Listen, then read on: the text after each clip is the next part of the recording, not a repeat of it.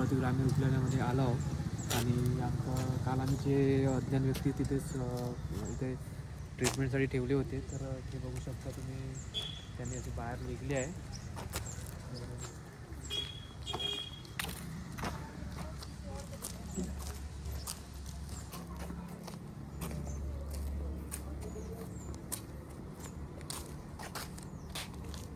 का खाल्लं? ओळखला का? ओळखलं नाही? ओळखलं आता? ओळखलं कोण आहे?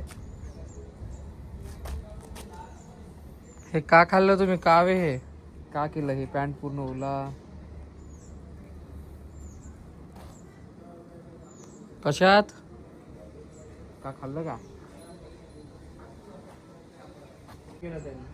काही त्रास वगैरे दिला का? नाही, आता हरलो त्यांनी. संडास कधी केलेली?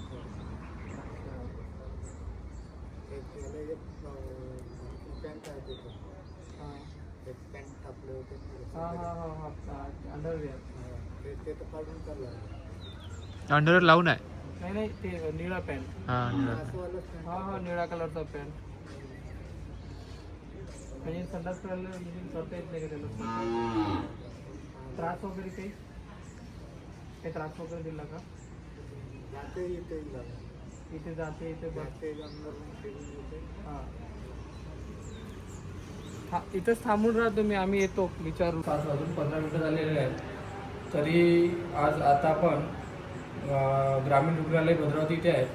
तिथील सर जिमणे सर, डॉक्टर जिमणे सर, आता आपण पेशंटला येतो. सरांनी रेफर दिला आहे आणि आपण इथे सुट्टी करून त्यांना पुढील जागी नेणार आहे. तर सर 2 मिनिटं, कसा पेशंट आहे, काय आहे आणि त्याची अवस्था कसं आहे, म्हणजे त्याची 2 मिनिटं. हा जो पेशंट आहे अजोडकी इसम आहे, यांचं अजून ओळख पटलेली नाही. यांचं वागणं पाहता असं वाटतं की यांना कधी पॅरालिसिस आला असेल काय, पण हे जे त्यांना कळतात पण त्यांना बोलता येत नाही. तर यांना जे आहे न्यूरोलॉजिस्टकडून त्यांचं ट्रीटमेंट होणं अपेक्षित आहे. ठीक. तुम्हाला चांगल्या सेंटरमध्ये चंद्रपूरमध्ये नेऊन तिथला न्यूरोलॉजिस्ट म्हणा किंवा सायकेट्रिस्ट म्हणा त्यांच्या देखरेखीने उपचार करणं अपेक्षित आहे. सरांनी छान असं ट्रीटमेंट केलं पेशंटला. आणि खरं तर सांगा म्हणजे सर म्हणजे एवढी केअर केली सरांची की म्हणजे आपल्या जे जवळचे पैकीसारखं त्यांनी केअर केलं आहे. आणि त्यांच्याच परमिशननुसार आता आपण पुढील प्रक्रियेसाठी आपण चंद्रपूरला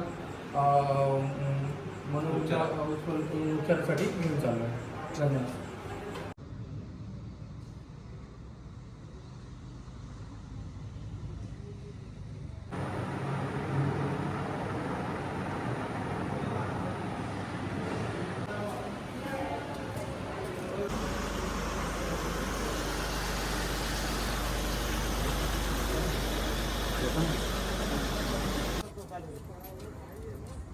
त्याचा भाव आहे तो.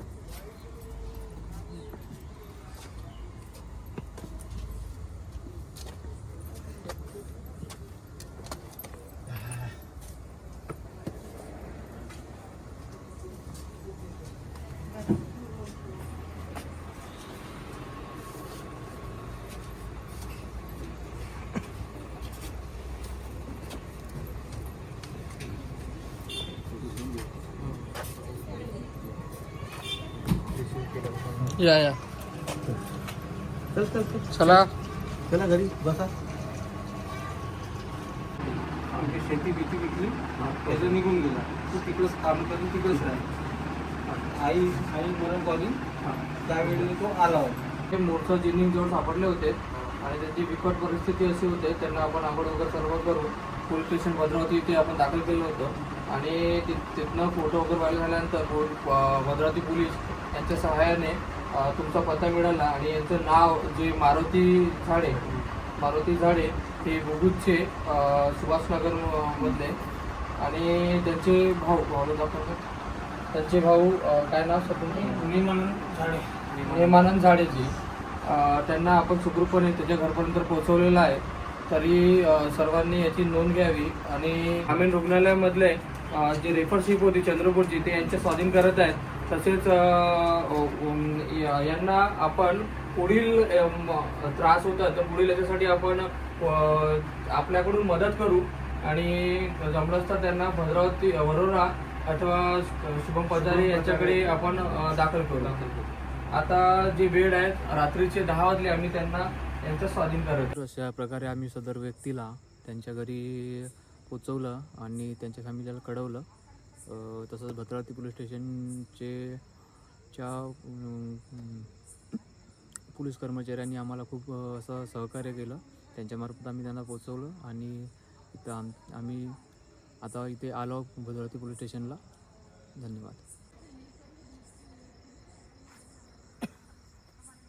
नमस्कार, मी युवाशक्ती सोशल वेलफेअर फाउंडेशन जिल्हाध्यक्ष शिवम दिलीप मत्ते.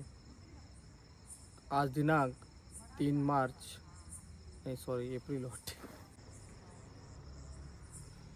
नमस्कार, मी Shivam Dilip Matte, Yuvashakti social welfare foundation जिल्हाध्यक्ष. आज दिनांक 3 एप्रिल 2025 रोज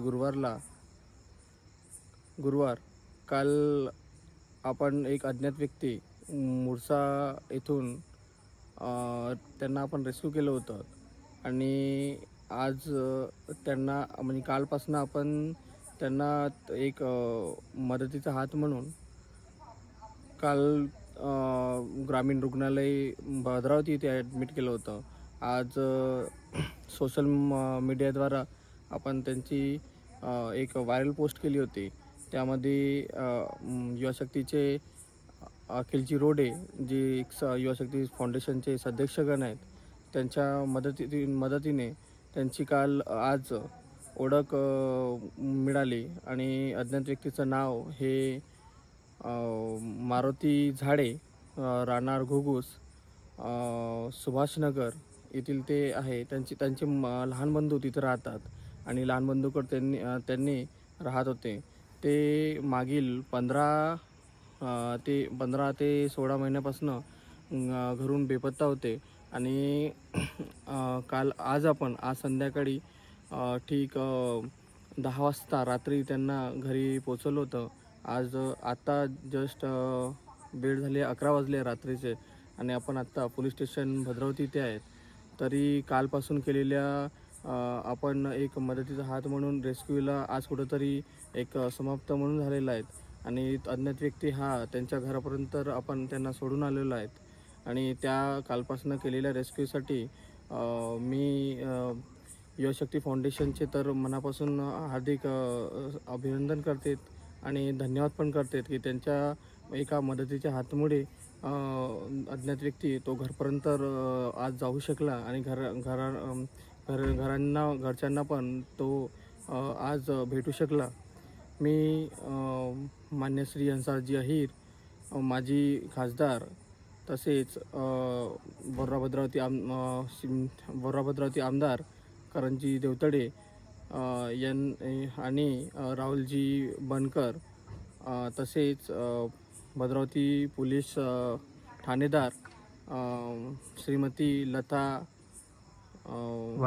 मॅम आणि घोडपेठ ग्रामीण रुग्णालय डॉक्टर देवतडे सोबत ग्रामीण रुग्णालय भद्रावती पिंजेकर सर, तसेच समस्त युवाशक्ती फाउंडेशनचे मी धन्यवाद व्यक्त करते. सोबत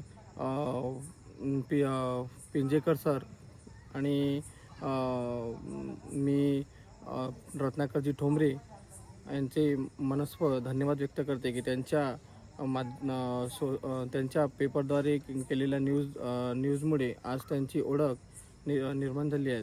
तसेच मानकर सरसुद्धा यांचं मी मनस्व धन्यवाद व्यक्त करते आणि सोबतच आकाश, माझे सहकारी मित्र जिल्हा उपाध्यक्ष आकाशजी घोरपडे यांचंसुद्धा मी एक आभार व्यक्त करते की त्यांनी आपला संपूर्ण वेळ देऊन कालपासून राबवण्यात आलेला एक रेस्क्यू व्यक्तीला घरपर्यंत पोचवण्यापर्यंत त्यांनी आपला महत्त्वाचा वेळ दिल्याबद्दल मी खूप खूप धन्यवाद व्यक्त करते. धन्यवाद. तुम्ही बघू शकता आता जस्ट आपण भद्रावती पोलीस स्टेशन इथून निघलो होतो आणि निघताच वाटेमध्ये आपल्याला पावसामुळे आपण इथे उजाग्राम इथे थांबलेलो आहे. आता वेळ झालेली आहे 11:20 झालेले आहेत आणि 11 वाजता आपण भद्रावतीहून निघलो आणि 15 मिनिटांमध्ये पुन्हा पोहोचताना आपण आत्ताच उजाग्राम इथे थांबलेलो आहे. बराचसा जोरदार पाऊस झालेला आहे आणि आज आणि काल आपण जे उपक्रम निवडलं होतं, जर पाऊस असता तर कदाचित आपण जो पेशंट म्हणजे जे आपले मारुती गाडी जी आहे जे असेच हायवेवर झोपलेले होते आणि जर अशाच पावसामध्ये जर ते असते तर कदाचित त्यांना खूप सामना करावा लागला असता पावसाचा किंवा उन्हाचा पण, सोबत कडक उन्हामध्ये आणि सोबत असा खूप मोठ्या पावसाचा सुद्धा त्यांना खूप सामना करावा लागला असता. आणि खरंच मनातून सांगते की आपण जे युवाशक्तीनं जे काम केलं आहे ते खरंच एक खूप मोठं काम आहे. कारण की अशा अज्ञात व्यक्तीला रोडवर तुंबकलेला पाऊस जो आत्ता 11 वाजले आहेत आणि 11:30 वाजता रात्री तो अज्ञात व्यक्ती अशा खूप मोठ्या पावसामध्ये कसा राहिला असता, हा एक विचार करण्यासारखा खूप